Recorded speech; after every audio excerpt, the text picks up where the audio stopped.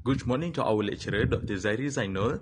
Today, Group 7 will present our title, Zakat as an Instrument for Eradicating Poverty in Islamic Economy. Let's start with the introductions. In today's capitalist economic system, poverty remains a huge global challenge. In Islam, preserving wealth and economic well-being is a core part of the Maqasid Sharia under the level of the necessities. Because as far as we know, our financial status directly impact our survival. In order to prevent harm, Islam introduced zakat. Zakat is not just a basic charity, it is a compulsory macroeconomic mechanism where the rich people contribute about 2.5% from their wealth to stimulate the economy and help the poor people. Now, if we look at the background of some issues in Kedah, Kedah is famously known as the Malaysia Rice Bowl because of its large agriculture industry.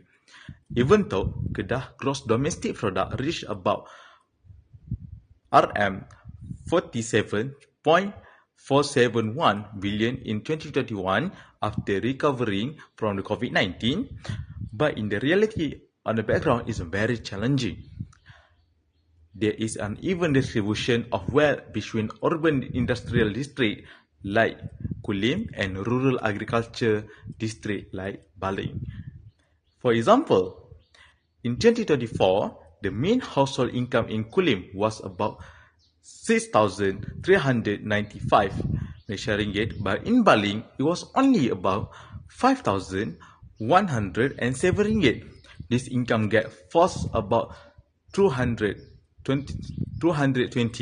and 84,000 households in Kedah into the B14 category. Furthermore, external macroeconomic challenges like high inflation and skyrocketing fertilizer price make it hard for paddy farmers to survive.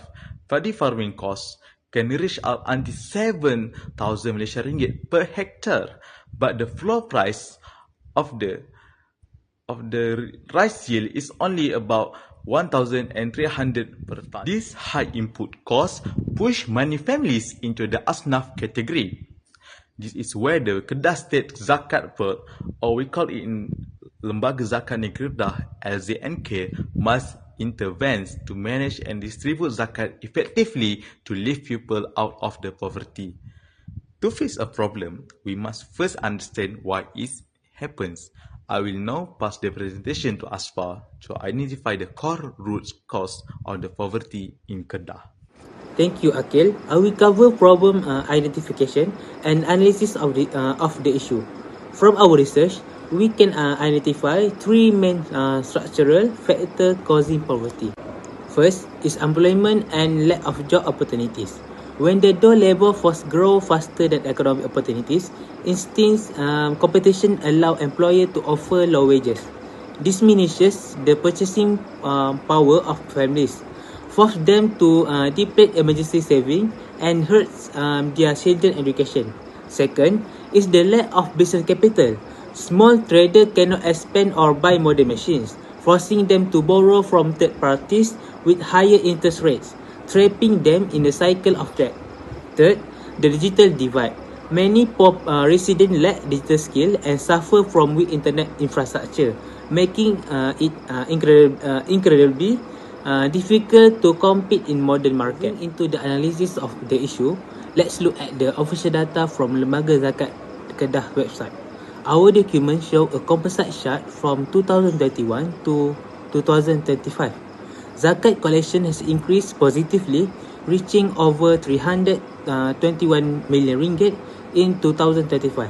However, the number of registered asnaf has also consistently risen since 2022, reaching 74,622 recipients in 2030. If we divide the total collection by the number of asnaf, the average fund available is only about 4,200 to 4,300 per year per asnaf. This breaks down to just around 350 ringgit per month. With the rising cost of living, this minimal amount is simply not enough for long-term survival. It's proof that Lembaga Zakat Kedah needs a more aggressive collection strategy, especially focusing on business and income zakat. So, we can give meaningful aid that permanently lift people out of poverty. On a national level, the government used cash aids like STR, SARA, and agricultural lands under the IPR Intan program to fight extreme poverty. But how does Islamic economy specifically solve this? Let's invite IRMAN to discuss the application of Islamic solution. Thank you, AZFAR. I will present section 5.0, the application of Islamic economic solution. In Islamic finance, zakat is a powerful to close the economic gap by taking a portion of wealth from the rich and redistributing it to the less fortunate. To maximize the impact, zakat is divided into two types. First, constitutive zakat and productive zakat. Constitutive zakat give direct, immediate relief for survival needs like food, clothing, and shelter. However, our main focus is on productive zakat. Productive zakat provides business capital, physical equipment, and structured skills training. This empowers the asnaf to run sustainable business, generate consistent income, and shift long-term from being zakat receivers, mustahid, into zakat payers, muzaki. In Malaysia, we see wonderful application of this. For example, MAIWP provides capital assistance schemes, business equipment, culinary course, and technical training to the exchange the market competitiveness of the asnas. Meanwhile, LZNK in Kedah uses a community-based approach, establishing food banks and asnaf entrepreneurship centers where recipients are actively trained to manage tailoring, food and daily service business competitively. To make the solution competitively bulletproof, Islamic economy integrated zakat with wakaf and qad al-HASSAN. Wakaf can be used to hand over permanent assets, such as giving business premises to the asnaf. Qad al-HASSAN, on the other hand, provides interest-free microloans based on cooperation ta'awun to help them fund their next business cycle without financial operation. This integrated system creates an independent, highly resilient society. Now that we understand the theory of productive zakat, does it actually work in reality? I pass the floor to MUQRI to evaluate the real-world result. Thank you, IRMAN. I will present section 6.0, the synthesis and evaluation of proposed solution. Let's look at the hard evidence in Malaysia that prove productive zakat work. Data show that thousands of recipients have successfully exited the asnaf category. In 2019, the Selangor Zakat Board reported that over 6,000 asnaf family exited their list. In 2021, MOHD recorded 1,200 successful exits. In Johor, 500 recipients exited through vocational training in 2023. And Kelantan reported 300 exits in 2024. Right here in Kedah, Lembaga Zakat Negeri Kedah reported in 2022 that 800 zakat recipients successfully transformed into zakat payers through the Asnafpreneur program and business capital assistance. Zakat in Kedah utilities amazing productive model such as funding education and pivot to create productive asset within poor families and expanding home business through e-commerce platform like Shopee and TikTok Shop to cut overhead costs. Zakat even funds critical medical treatments like dialysis and cataract surgeries, helping family breadwinners regain their physical ability to work and earn a living. To evaluate this comprehensively, we must look at both sides. The strength is a clear increase in household income where village workers become stable workshop or food stall owners.